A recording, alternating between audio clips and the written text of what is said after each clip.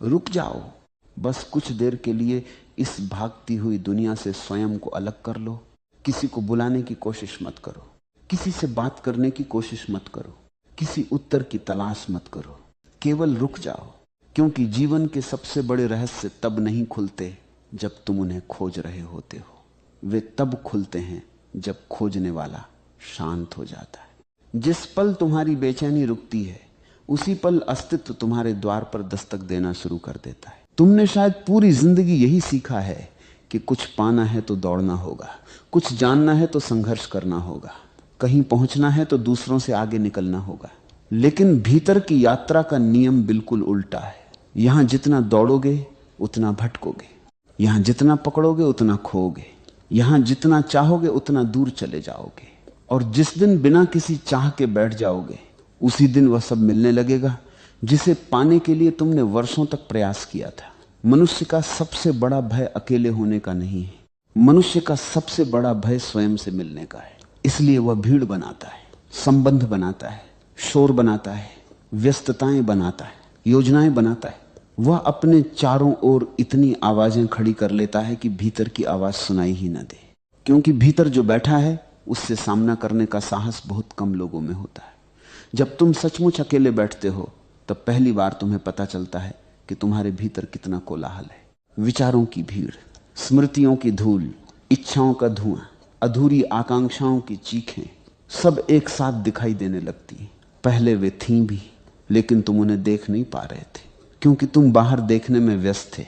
एकांत का पहला उपहार यही है कि वह तुम्हें तुम्हारा वास्तविक चेहरा दिखा देता है। और जब पहली बार यह चेहरा दिखाई देता है तब बहुत लोग डर जाते हैं।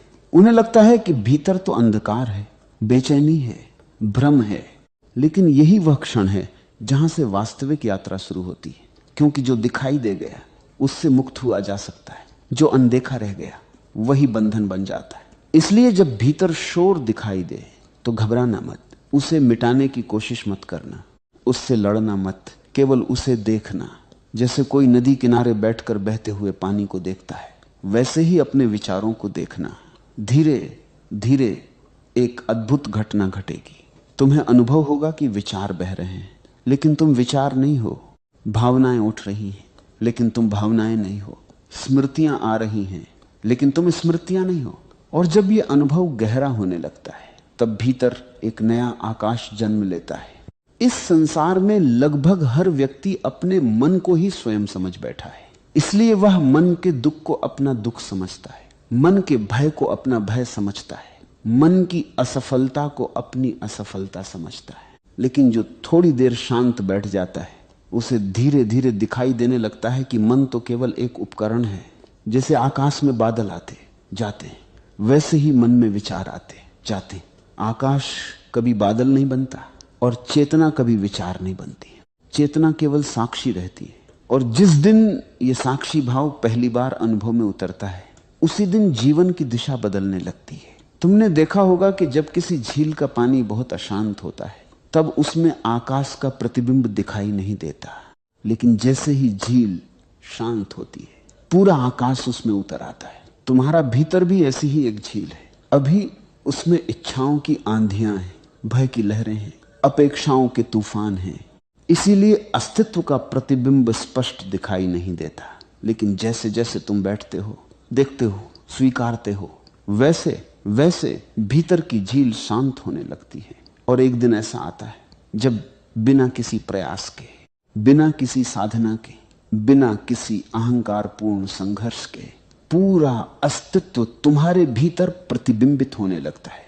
जीवन को समझने की सबसे बड़ी बाधा यह है कि हम हमेशा भविष्य में खड़े होकर वर्तमान को देखते हैं। हम सोचते हैं कल कुछ मिलेगा, कल कुछ बदल जाएगा, कल कोई चमत्कार होगा। लेकिन जीवन कभी कल में घटित नहीं होता। जीवन हमेशा इसी क्षण में घटित होता है। यह क्षण ही एकमात्र द्वार है, और जो इस द्वार को छोड़कर कहीं और खोजता है वह भटक जाता है। इसीलिए जब तुम अकेले बैठो तो किसी विशेष अनुभव की प्रतीक्षा मत करना। कोई प्रकाश दिखाई दे, कोई ऊर्जा महसूस हो, कोई रहस्य प्रकट हो, ऐसी अपेक्षा मत रखना। केवल वर्तमान में रहना, केवल सांसों को आते जाते देखना, केवल अस्तित्व की उपस्थिति को महसूस करना। क्योंकि सत्य हमेशा साधारण रूप में आता है। मन चमत्कार चाहता है, लेकिन चेतना सादगी में खिलती है। धीरे धीरे तुम्हें अनुभव होगा कि जिस अकेलेपन से तुम भागते थे वही तुम्हारा मित्र बन रहा है, वही तुम्हें ऊर्जा दे रहा है, वही तुम्हें भीतर से भर रहा है। क्योंकि वास्तविक एकांत खाली नहीं करता, वह भर देता है, वह छीनता नहीं, लौटाता है। वह तुम्हें संसार से दूर नहीं ले जाता, बल्कि पहली बार तुम्हें स्वयं के निकट ले आता है। और जो स्वयं के निकट आ गया वो पूरे अस्तित्व के निकट आ गया। जब भीतर मौन का पहला फूल खिलता है तब जीवन बदलने लगता है। परिस्थितियां वही रहती हैं, लोग वही रहते हैं, संसार वही रहता है, लेकिन देखने वाला बदल जाता है। और जब देखने वाला बदल जाता है तब पूरी दुनिया बदलती हुई प्रतीत होती है। पहले जो समस्याएं पहाड़ जैसी लगती थी वे अब बादलों जैसी लगने लगती हैं। पहले जो भय असहनीय लगते थे वे अब केवल गुजरते हुए विचार दिखाई देते हैं। पहले जो भविष्य अंधकारमय लगता था उसमें अब एक गहरा भरोसा जन्म लेने लगता है, क्योंकि धीरे धीरे ये अनुभव होने लगता है कि जीवन को चलाने वाली कोई अदृश्य बुद्धि है, कोई गहरी व्यवस्था है, कोई मौन संगीत है जो सब कुछ संभाले हुए है। और तब पहली बार समझ में आता है कि रास्ते खोजने नहीं पड़ते, रास्ते प्रकट होते हैं जब मन शांत होता है, जब भीतर स्पष्टता होती है, जब चेतना जागती है। तब वही कदम उठते हैं जो उठने चाहिए, वही द्वार खुलते हैं जो खुलने चाहिए, वही लोग मिलते हैं जो मिलने चाहिए, वही अवसर आते हैं जो आने चाहिए। जीवन तब संघर्ष नहीं रहता, एक प्रवाह बन जाता है। और इस प्रवाह में व्यक्ति नहीं चलता, अस्तित्व उसे चलाता है। यही कारण है कि जितना अधिक तुम स्वयं के भीतर उतरोगे उतना कम तुम्हें बाहर की दुनिया से शिकायत रहेगी। क्योंकि शिकायत वहीं जन्म लेती है जहां अज्ञान होता है। जहां जागरूकता आती है वहां स्वीकार आता है, और स्वीकार के साथ एक ऐसी शांति आती है जिसे शब्दों में व्यक्त नहीं किया जा सकता। वह शांति किसी उपलब्धि से नहीं आती, किसी सम्मान से नहीं आती, किसी संबंध से नहीं आती। वह शांति केवल स्वयं को जानने से आती है, और स्वयं को जानने का पहला कदम है कुछ देर के लिए चुपचाप बैठ जाना, बिना किसी उद्देश्य के, बिना किसी मांग के, बिना किसी शर्त के। क्योंकि जिस दिन तुम सचमुच अकेले बैठना सीख जाओगे उसी दिन तुम्हें पता चलेगा कि तुम कभी अकेले थे ही नहीं। पूरा अस्तित्व तुम्हारे साथ था। हवा की हर सरसराहट, आकाश का हर विस्तार, पक्षियों का हर गीत, पेड़ों की हर हरियाली, तारों की हर चमक, सब तुम्हारे साथ संवाद कर रहे थे। केवल तुम्हारा मन इतना शोर कर रहा था कि तुम सुन नहीं पा रहे थे। और जब मन का शोर शांत हो जाता है तब जीवन का संगीत सुनाई देने लगता है। तब कोई रास्ता खोजने की आवश्यकता नहीं रहती, तब ब्रह्मांड स्वयं रास्ता खोलना शुरू कर देता है। जब भीतर की भागदौड़ थोड़ी शांत होने लगती है तब एक बहुत सूक्ष्म परिवर्तन घटित होता है। पहले तक तुम्हारा ध्यान हर समय बाहर की ओर बहता था। तुम लोगों को देख रहे थे, परिस्थितियों को देख रहे थे, भविष्य को देख रहे थे, सफलताओं और असफलताओं को देख रहे थे। लेकिन अब पहली बार देखने की दिशा बदलने लगती है। अब दृष्टि बाहर से लौटकर भीतर की ओर मुड़ती, और यही वह क्षण है जहां से चेतना का वास्तविक जन्म शुरू होता है। संसार में जन्म लेना आसान है, लेकिन स्वयं में जन्म लेना दुर्लभ है। अधिकांश लोग पूरी जिंदगी जी लेते हैं, लेकिन स्वयं में कभी जन्म नहीं लेते। वे दूसरों की धारणाओं में जीते हैं, दूसरों की अपेक्षाओं में जीते हैं, दूसरों द्वारा बनाए गए रास्तों पर चलते हैं। उनका जीवन उनका अपना नहीं होता, वह केवल प्रतिक्रियाओं का एक संग्रह होता है। लेकिन जो व्यक्ति एकांत में बैठना सीख जाता है वह धीरे धीरे अपनी मौलिकता को पहचानने लगता है। उसे पहली बार अनुभव होता है कि उसके भीतर एक ऐसा केंद्र है जो किसी भी परिस्थिति से प्रभावित नहीं होता, जो किसी भी तूफान में नहीं डगमगाता, जो समय के साथ बूढ़ा नहीं होता, जो जन्म और मृत्यु के बीच की यात्रा से भी परे है। मन हमेशा तुम्हें जल्दी में रखता है। मन कहता है अभी कुछ करना है, अभी कहीं पहुंचना है, अभी कुछ हासिल करना है। मन कभी संतुष्ट नहीं होता। उसे यदि पूरा संसार भी मिल जाए तो वह किसी दूसरे संसार का सपना देखने लगेगा, क्योंकि मन का स्वभाव ही असंतोष है। वह एक ऐसी आग है जो ईंधन से बुझती नहीं बल्कि और अधिक भड़कती जाती। इसलिए जिसने मन की बात मानकर जीवन जिया वह अंततः थकान ही पाएगा। उसकी उपलब्धियां बढ़ सकती हैं लेकिन उसकी शांति नहीं बढ़ेगी। उसके पास साधन बढ़ सकते हैं, लेकिन संतोष नहीं बढ़ेगा। और यही कारण है कि संसार में इतने लोग सब कुछ होते हुए भी भीतर से खाली महसूस करते हैं। उन्होंने बहुत कुछ इकट्ठा किया, लेकिन स्वयं को खो दिया। उन्होंने बाहरी महल बनाए, लेकिन भीतर का घर उजाड़ दिया। एकांत तुम्हें इसी विस्मृति से वापस बुलाता है। वह कहता है, कुछ देर के लिए रुक जाओ और देखो कि तुम किस दिशा में जा रहे हो। क्या वास्तव में वही खोज रहे हो जिसकी तुम्हें आवश्यकता है, या केवल भीड़ का अनुसरण कर रहे हो? जब तुम स्वयं को देखने लगते हो, तब तुम्हें एक और आश्चर्यजनक बात दिखाई देती है। तुम पाते हो कि तुम्हारे अधिकांश भय वास्तविक नहीं है, वे केवल कल्पनाएं हैं। मन भविष्य की कहानियां बनाता है और फिर उन्हीं कहानियों से डरने लगता है जो अभी हुआ भी नहीं। उससे भय पैदा हो जाता है जो शायद कभी होगा भी नहीं। उसकी चिंता शुरू हो जाती है, और इस प्रकार जीवन का वर्तमान क्षण अनगिनत आशंकाओं के नीचे दब जाता है।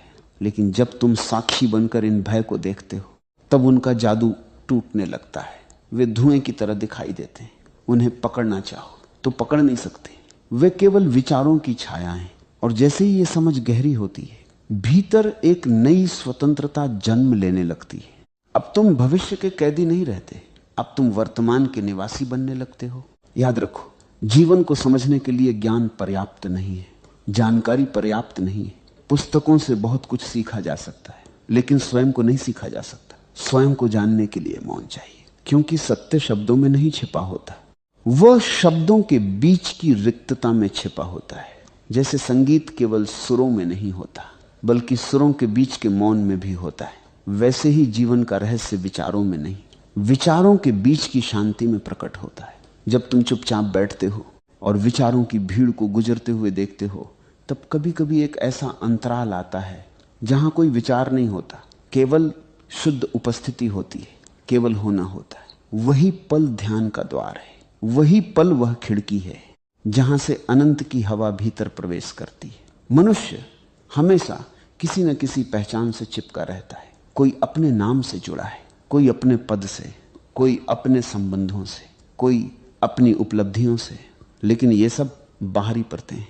इनके नीचे जो वास्तविक अस्तित्व है, उससे बहुत कम लोग परिचित हो पाते हैं, क्योंकि पहचानें सुरक्षा देती हैं, वे एक झूठा सहारा देती हैं और मन उसी सहारे को पकड़कर जीता है। लेकिन जो व्यक्ति एकांत में उतरता है, उसे धीरे धीरे यह साहस मिल जाता है कि वह अपनी सभी पहचानों को एक तरफ रख सके।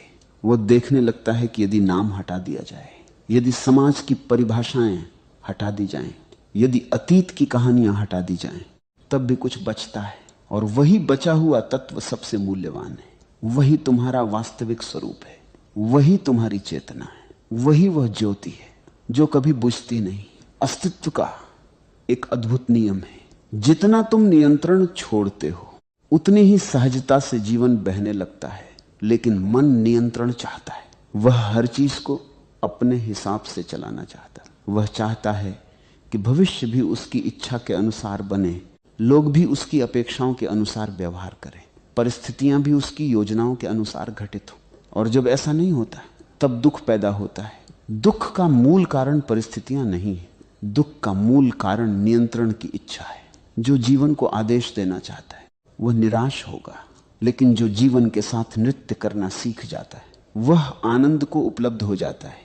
एकांत तुम्हें इसी नृत्य की कला सिखाता है। वह तुम्हें बताता है कि नदी को धक्का देने की आवश्यकता नहीं होती, नदी अपने आप समुद्र तक पहुंच जाती है, केवल बहना सीखना होता है। धीरे धीरे तुम्हें अनुभव होने लगेगा कि अस्तित्व तुम्हारे विरुद्ध नहीं है। बचपन से तुम्हें संघर्ष करना सिखाया गया, इसीलिए तुमने मान लिया कि जीवन एक युद्ध है। लेकिन जीवन युद्ध नहीं है, जीवन एक रहस्य है, और रहस्य को जिया जाता है, जीता नहीं जाता। उसे समझने की जल्दबाजी नहीं की जाती, उसे महसूस किया जाता है। जब तुम पेड़ को देखते हो, तब क्या वह किसी जल्दी में है? जब सूरज उगता है, तब क्या वह किसी प्रतियोगिता में भाग ले रहा है? केवल मनुष्य ही असहज है, क्योंकि केवल मनुष्य ने स्वयं को अपने स्वभाव से दूर कर लिया है। और जो स्वयं से दूर हो जाता है वही बेचैन हो जाता है। एकांत में बैठते बैठते तुम्हें एक और गहरी बात समझ आने लगेगी। तुम देखोगे कि जीवन की सबसे सुंदर घटनाएं तब घटी जब तुमने उन्हें मजबूर नहीं किया। प्रेम